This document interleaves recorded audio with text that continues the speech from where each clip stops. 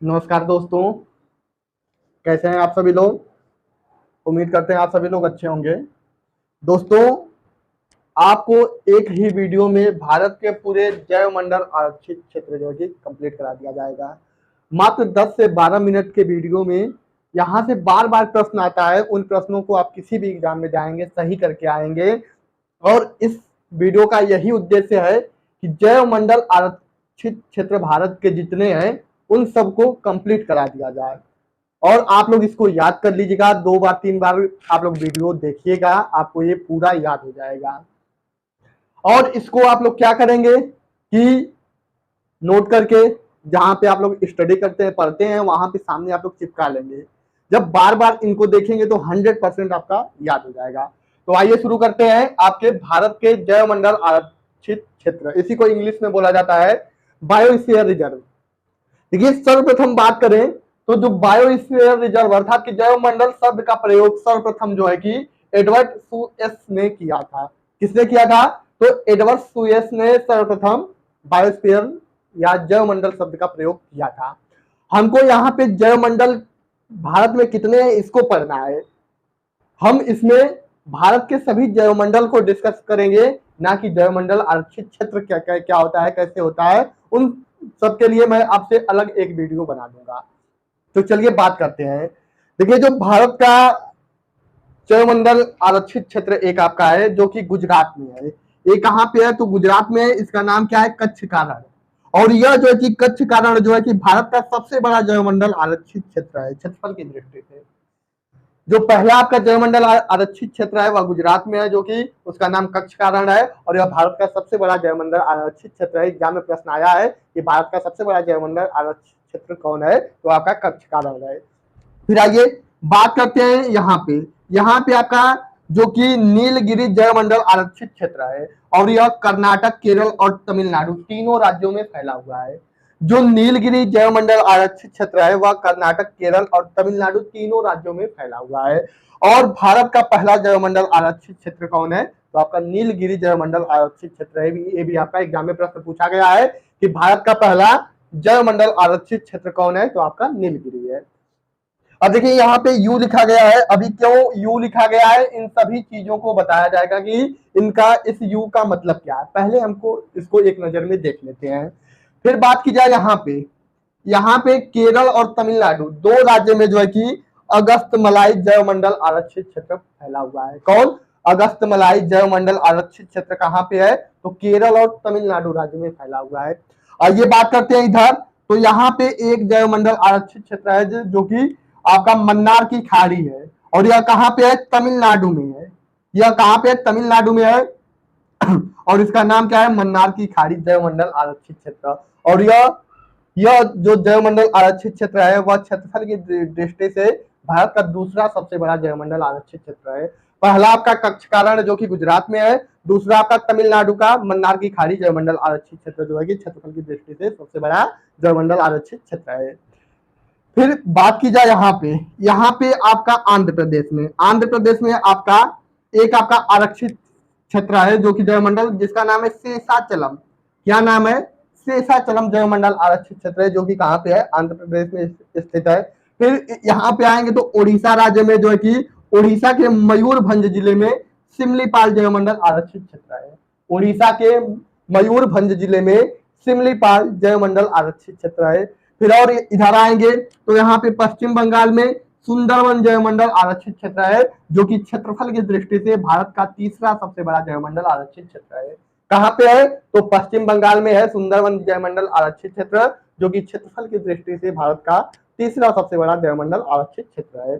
आइए यहाँ पे देखते हैं। यहाँ पे मेघालय में देखिए नेक रेक जैवमंडल आरक्षित क्षेत्र है। एग्जाम में पूछा गया है कि नेक रेक जैवमंडल आरक्षित क्षेत्र कहाँ पे है, तो आपका मेघालय में है। नेक रेक जैवमंडल आरक्षित क्षेत्र है।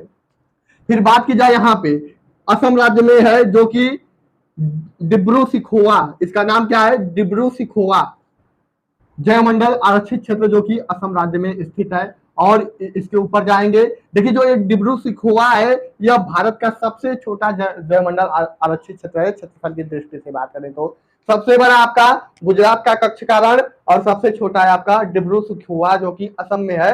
यह भारत का क्षेत्रफल की दृष्टि से सबसे छोटा जैवमंडल आरक्षित क्षेत्र है। फिर बात की जाए इसके ऊपर आते हैं तो यहाँ पे आंध्र प्रदेश में, सॉरी अरुणाचल प्रदेश में, जो कि एक जैवमंडल आरक्षित क्षेत्र है जिसका नाम क्या है, दिहांग दिबांग जैवमंडल आरक्षित क्षेत्र। एग्जाम में पूछा गया है कि दिहांग दिबांग जैवमंडल आरक्षित क्षेत्र कहाँ पे है, तो आपका अरुणाचल प्रदेश में स्थित है। इसके बाद बात किया जाए, यहाँ पे देखिए असम में ही एक और जैवमंडल आरक्षित क्षेत्र है जिसका नाम क्या है, आपका मानस जैवमंडल आरक्षित क्षेत्र है। ये तो सबको पता होगा कि मानस जैवमंडल आरक्षित क्षेत्र कहाँ पे है, तो आपका असम राज्य में स्थित है। फिर यहाँ पे बात करें सिक्किम में जो है कि कंचनजंगा जैवमंडल आरक्षित क्षेत्र है, ये आप लोगों को भी पता है। और भारत की सबसे ऊंची चोटी भी आपको पता है कि भारत में स्थित भारत की सबसे ऊंची चोटी कंचनजंगा है। तो यहीं पे सिक्किम में ही एक जैवमंडल है जिसका नाम है कंचनजंगा जैवमंडल आरक्षित क्षेत्र, जो कि सिक्किम राज्य में स्थित है। फिर आइए बात करते हैं यहाँ पे उत्तराखंड में। तो उत्तराखंड में एक आपका नंदा देवी जैवमंडल आरक्षित क्षेत्र है, जो कि कहाँ पे स्थित है, आपका उत्तराखंड में स्थित है। फिर बात किया जाए हिमाचल प्रदेश की, तो हिमाचल प्रदेश में आपका शीत मरुस्थल जैवमंडल आरक्षित क्षेत्र है। हिमाचल प्रदेश में कौन सा जैवमंडल आरक्षित क्षेत्र है, तो शीत मरुस्थल जैवमंडल आरक्षित क्षेत्र है। तो ये सभी आपके जितने भी 17 जैवमंडल आरक्षित क्षेत्र है, यह भारत की मुख्य भूमि से जुड़े हुए हैं। और एक आपका जो कि ग्रेट निकोबार जैवमंडल आरक्षित क्षेत्र है, यह भी भारत का एक जो है कि आपका जैवमंडल आरक्षित क्षेत्र है, बायोस्फीयर रिजर्व है, जो कि कहाँ पे स्थित है, आपका अंडमान निकोबार द्वीप समूह में है। और इसका नाम क्या है, ग्रेट निकोबार जैवमंडल आरक्षित क्षेत्र इसका नाम है। तो बात की जाए जैवमंडल आरक्षित क्षेत्र की, तो भारत में कुल 18 जैवमंडल आरक्षित क्षेत्र है। अब देखिए यहाँ पे कहीं कहीं पे यू लिखा गया है, ऐसा क्यों? अब देखिए ये तो क्या है, बाहर बाहर के थे, अब अंदर की बात करते हैं। देखिए 3 जो है कि जैवमंडल आरक्षित क्षेत्र जो है कि मध्य प्रदेश में भी स्थित है। कौन कौन सा है, एक आपका जो है कि पंचमढ़ी जैवमंडल आरक्षित क्षेत्र है, दूसरा आपका है पन्ना जैवमंडल आरक्षित क्षेत्र है, और जो आपका तीसरा है अचानक मार अमरकंटक, ये जो है कि मध्य प्रदेश और छत्तीसगढ़ दोनों राज्यों में इसका विस्तार है। क्या नाम है, अचानक मार अमरकंटक। बहुत से लोग अमरकंटक जैवमंडल आधारित जो है कि जैवमंडल आरक्षित क्षेत्र भी कहते हैं, लेकिन इसका पूरा क्या नाम है, अचानक मार अमरकंटक जैवमंडल आरक्षित क्षेत्र जो है कि इसका पूरा नाम है। तो यह भारत के जो कि 18 जो मोस्ट इंपॉर्टेंट जैवमंडल आरक्षित क्षेत्र है उसकी बात की गई। आइए बात करते हैं कि यहाँ पे यू क्यों लिखा है, यहाँ पे यू क्यों लिखा है, यहाँ पे यू क्यों लिखा है। तो देखिए जो यूनेस्को द्वारा भारत के जो यूनेस्को की लिस्ट में शामिल है, भारत के जितने भी जैव मंडल आरक्षित क्षेत्र, उसको यू के द्वारा जो है कि डिनोट किया गया है।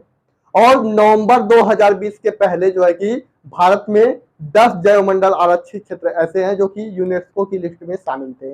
लेकिन नवंबर 2020 में भारत का जो सबसे नवीनतम जैवमंडल जो है कि आपका क्षेत्र है, जैवमंडल आरक्षित क्षेत्र जो पन्ना है, वह यूनेस्को की लिस्ट में शामिल हुआ था। तो पूछा गया प्रश्न है कि सबसे नवीनतम कौन सा ऐसा जैवमंडल जो है कि आरक्षित क्षेत्र है जो कि यूनेस्को की लिस्ट में शामिल है, तो पन्ना है, और एक नवंबर 2020 में शामिल हुआ था, और यह किस राज्य में है, मध्य प्रदेश राज्य में है। आइए बात करते हैं कि कितने शामिल हैं, जो कि कौन कौन से ऐसे जैवमंडल आरक्षित क्षेत्र हैं जो कि यूनेस्को की लिस्ट में शामिल हैं। तो बात की जाए सबसे पहले, तो देखिए जो भारत का जो सबसे पहला जैवमंडल आरक्षित क्षेत्र है आपका नीलगिरी जैवमंडल आरक्षित क्षेत्र है, और सबसे पहले यूनेस्को की लिस्ट में इसी को शामिल भी किया गया था। सबसे पहले यूनेस्को की लिस्ट में किसको शामिल किया गया, तो नीलगिरी जैवमंडल आरक्षित क्षेत्र को शामिल किया गया। फिर बात की जाए अगस्तमलाई जैवमंडल आरक्षित क्षेत्र भी यूनेस्को की लिस्ट में शामिल है। देखिए जहां जहां पे यू है उसका मतलब क्या है, वह यूनेस्को की लिस्ट में शामिल है। फिर बात की जाए मन्नार की खाड़ी जैवमंडल जो है कि आपका आरक्षित क्षेत्र, यह भी यूनेस्को की लिस्ट में शामिल है। ग्रेट निकोबार जो है कि यह भी यूनेस्को की लिस्ट में शामिल है। आपका सिमलीपाल भी यूनेस्को की लिस्ट में शामिल है। सुंदरवन जैवमंडल आरक्षित क्षेत्र भी यूनेस्को की लिस्ट में शामिल है। और नेक रेक की बात किया जाए तो नेक रेक जैवमंडल आरक्षित क्षेत्र भी यूनेस्को की लिस्ट में शामिल है। और फिर इधर बात कर लेते हैं, इधर का कोई भी शामिल नहीं है। फिर आपका उत्तराखंड का नंदा देवी जो जैवमंडल आरक्षित क्षेत्र है, यह भी यूनेस्को की लिस्ट में शामिल है। और इसके बाद जो मध्य प्रदेश के तीनों जैवमंडल आरक्षित क्षेत्र हैं, आपका पंचमढ़ी, पन्ना और अमरकंटक, यह तीनों यूनेस्को की लिस्ट में शामिल है। तो कुल कितने हैं, 11 है। आइए देखते हैं कौन कौन से। एक ये, दो के बाद आपका एक तीन के बाद 4, 5, 6, 7, 7 के बाद आपका ये 8, फिर 9, 10 और एक 11। ये आपके 11 जो जैवमंडल आरक्षित क्षेत्र है, यह यूनेस्को की लिस्ट में शामिल है। इसको विशेष ध्यान देना है क्योंकि ये एग्जाम में पूछा गया प्रश्न है जो कि यूनेस्को की लिस्ट में जो शामिल है, और बाकी सभी इंपॉर्टेंट है। और इसमें सबसे पहला आपका जो है कि नीलगिरी जैवमंडल आरक्षित क्षेत्र यूनेस्को की लिस्ट में शामिल है।